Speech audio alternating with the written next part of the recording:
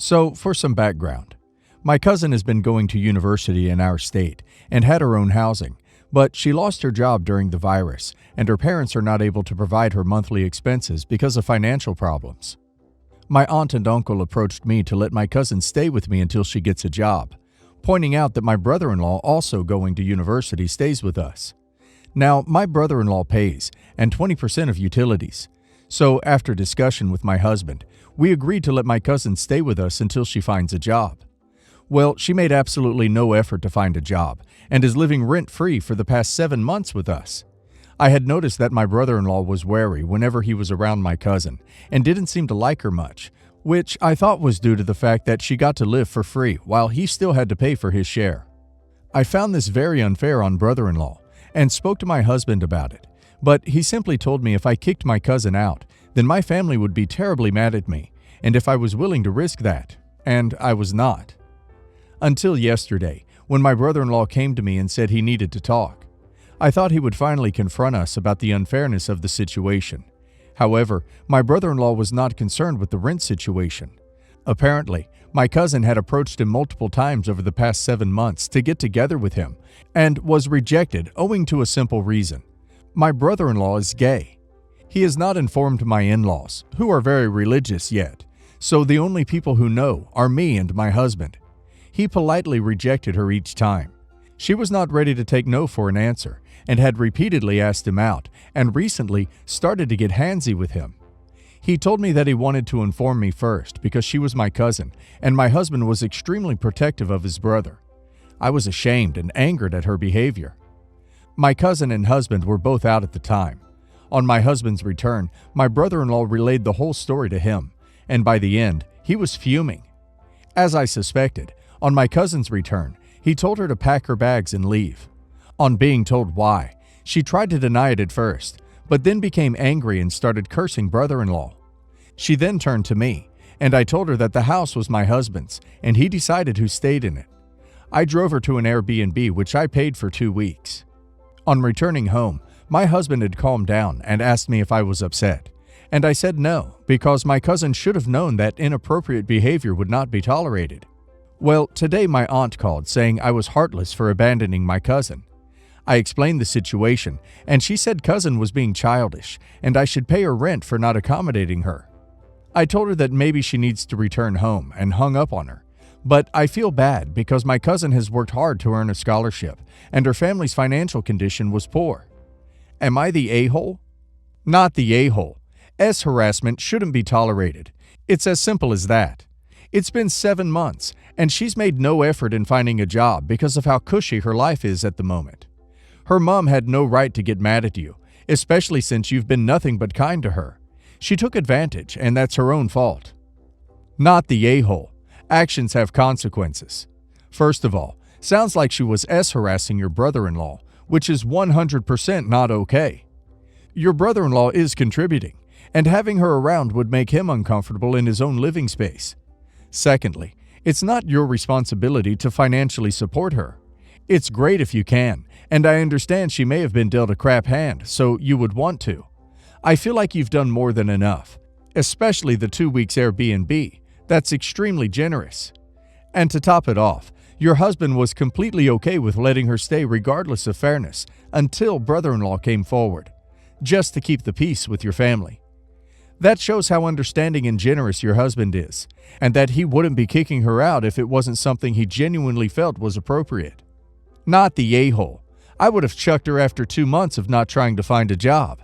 That she was S-harassing your brother-in-law is absolutely just cause to toss her out, especially after she got angry at her prey, your brother-in-law, for exposing her behavior. My cousin, Lola, 30, has 2 special needs children, 10 male, 3 female. When her son was born, it was a huge shock since he has many issues and was in the NICU for a couple of months. Her boyfriend left and she moved back with her parents. My cousin doesn't work. She asks for donations all the time and refuses to hear of special homes. She usually makes requests for donations every 4 or 5 months since her parents don't have the means and she just can't manage it all. When she met her husband, we were happy since we thought it would mean her parents and the rest of the family would get a break, but it didn't happen. After she got married, she announced she was pregnant again, and the S hit the fan. We asked her to please consider it, to please take the tests and decide if she can handle another special child. Her second kid requires more than her son, and they still live with her parents. Her husband works, but only part-time. She is always posting stuff about how hard it is to have 2 kids that will never get to be independent, how much she is suffering. It was God's plan, and she is super brave. Please know that I know she is brave and loves her kids, but she also expects everybody to pitch in because nobody else knows how it's like. After her second kid was born, the amount of donations lowered because we were sure it would just encourage her and maybe perceived as a green light to have another kid. In the past 2 years, I haven't put anything, nor do I send my aunt and uncle anything other than cards since I know they don't even get to use it on themselves. It was all fine since she usually only puts passive-aggressive things I usually ignore. But today, I couldn't anymore. My sister just got engaged, and she was talking about how I will be buying her the dress, and we were planning a special trip during the family Zoom, where she broke the news to everybody. My cousin started complaining as usual, and asked me directly why I would spend money on a stupid dress instead of helping her innocent children. I told her I didn't feel like arguing, but she kept pushing, and dropped her fate was decided by God. She continued saying her children and their needs are more important than frivolous things. I just was too exhausted, so I told her to stop. You will never see another cent from me. God didn't pick your faith. You did. The first time I can believe it. The second time you did it on purpose. You shouldn't have done it when you couldn't even support your son. The family is split. They all agree we shouldn't give her more money, but I was too harsh and I implied my niece was a mistake. I don't feel bad for my cousin, but my aunt is heartbroken because my mom also informed them they are not getting money from them anymore starting January. Also, I'm unsure if special needs is the right term anymore, but they have epilepsy, autism spectrum, sensory issues, tubes in throat and stomach, brain damage, some overlap, but you get the gist. Edit. I don't live in the U.S., but she does, and children are U.S. citizens. She got genetic testing and got tested during the second pregnancy. She knew the baby was really disabled, but said she didn't care.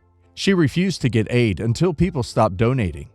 She always refuses to seek child support for her oldest because her husband is now the dad and might feel less of a man.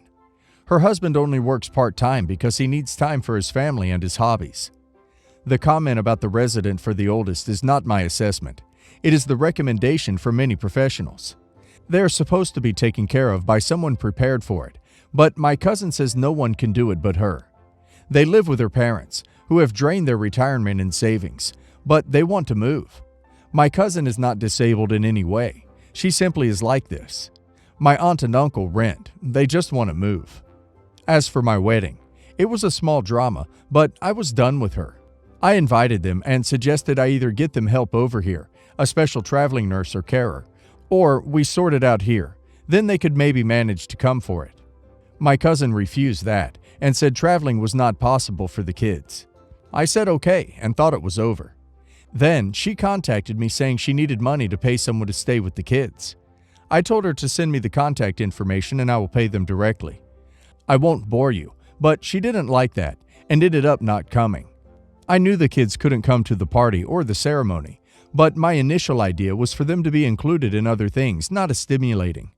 We are seriously discussing what we will do regarding the funds, but as of now, only a couple of relatives are still helping out. Nope, not the a-hole. And she needed to hear that. She made a choice, and it is no one else's responsibility to fund her choices. Not the a-hole. Not only is she greedy, living off of pity for her kids, but she ruined your sister's engagement announcement. This is just disturbing. I understand the amount of attention these children require, but she's literally using them for money. How can you bring another life into the world with such a high chance of it being disabled? Also, how can you put even more of a burden on your loved ones like that? And to use the excuse of God for this behavior. Sheesh, the entitlement. Not the a-hole. Special needs, etc. need a lot of community support. But that doesn't make her choices the rest of the community's responsibility and give her the freedom to take no responsibility and lash out at others for not funding her choices. You can only beat around the bush for so long before you have to flat out beat it over the head. My cousin, Lucy, 32 female, and I grew up super close, more like sisters than like cousins. She is 20 months older than me, 30 female, and our moms are super close. We come from a big family, but of all my cousins, I always felt like she and I were the closest. We've drifted apart in adulthood, but not to the point that we weren't still best friends. I felt, until now. Lucy got engaged in June 2019 to her boyfriend of 7 years. When they were first engaged, they were aiming for their wedding to be in the summer of 2020. About a week after their engagement, they asked our family for our blackout dates for 2020 and began to look at venues. By fall, they still didn't have a date, and every time the family asked, Lucy would lament about how hard it is to find an available venue that was close to our childhood homes and in their price range. By the holidays, the family stopped inquiring about the date, since it would upset Lucy, and she told us we would be the first to know once they had something booked. Cut to last month. My boyfriend, now fiancé, proposed to me on our second anniversary. When he told one of his co-workers, the co-worker informed him that he and his wife own a property about an hour and 15 minutes north of where we grew up, that they rent out for weddings. And if we wanted to use it, he would give us a good price. The property is exactly the type of venue we want, so we accepted.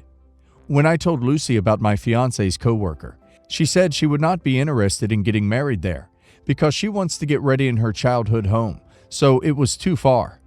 I told her that we were going to get married there and picked a date, August 28, 2021. Lucy was not happy. She thinks it's tacky we'd announce our wedding date before them, and we're taking away options from them. She doesn't understand why we're in such a rush, especially when we've been together for only 2 years. I don't consider a year-plus long engagement a rush, and even if it was, we want to have children soon and would like to be married before we do. I don't know if Lucy and her fiancé plan on having children, and I don't think it's my business. Her fiancé is 11 years older than her, so I would understand if they feel pressured to have children, and I do understand that she obviously hasn't been able to look at venues in the last 2 months. I don't think it's fair for us to hold off our lives at this point, and my family is divided on this. Unfortunately, my mom is on my side, and my aunt is on Lucy's, so this is causing a rift between them as well. I'm looking for some non-family perspective here. Am I the a-hole? Not the a-hole. People should stop being so sensitive about wedding dates and who marries first. Who ducking cares? That's so petty, to turn a happy moment for both of you into a competition for status. Not the a-hole. It isn't your fault it's taken them forever to find a venue to suit them, while you were able to book something fairly quickly. You should let your family know your dates so they can start planning as well. She's in the wrong here. Some brides want all of the attention on them for the entire duration of their engagement and wedding planning, and she's probably mad that she's got to share it with you. Not the a-hole. More than likely, the bigger issue is that your cousin's fiancé doesn't actually want to get married. My sister is the executor of my grandma's estate.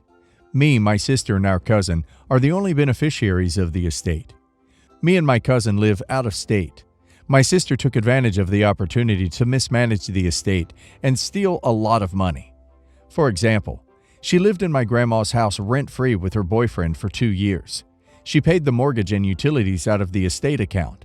The estate also paid for improvements on the property, which benefited her. She kept many valuable things, like my grandma's expensive collectible figurines. She pocketed at least $10,000 in cash instead of putting it into the estate account. The house was on the market for at least 3 years. She threw many parties and failed to maintain the property when she was living there, and I think that it hurt the house's chances of being sold. She ended up selling the house at a big loss because she wanted to move somewhere else. The will said that the estate was to be split evenly between me, my sister, and our cousin. My sister kept $57,000 and gave me and my cousin only $700 each. Her excuse was that she paid mainly out-of-pocket expenses, and she had to compensate herself for being executor. She wouldn't provide any documentation that supported her claims.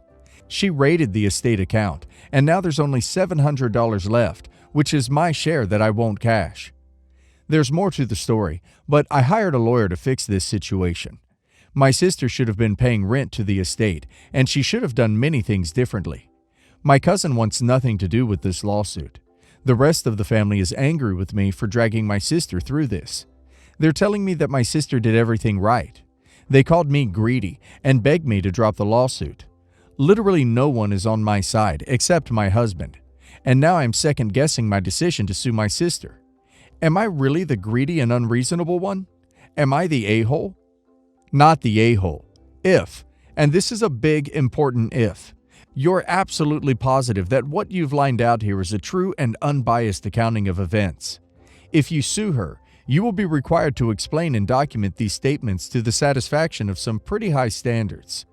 Really think about the way this story would look written by someone outside your family who doesn't know or care about any of you, because that's the kind of person you need to convince if you go down this path. This is absolutely horrendous.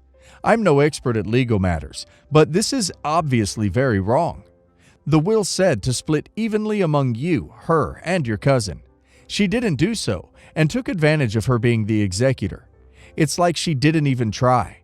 The amount she kept for herself can't even compare to what she left for you and your cousin.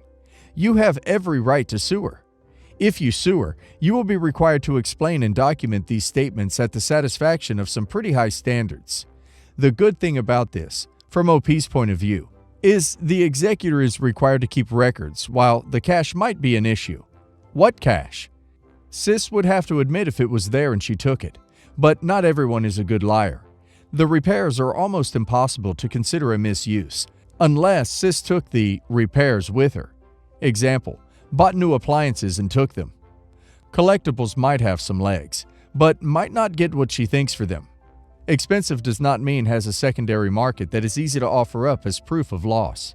But yeah, I keep them all. We'll get OP something.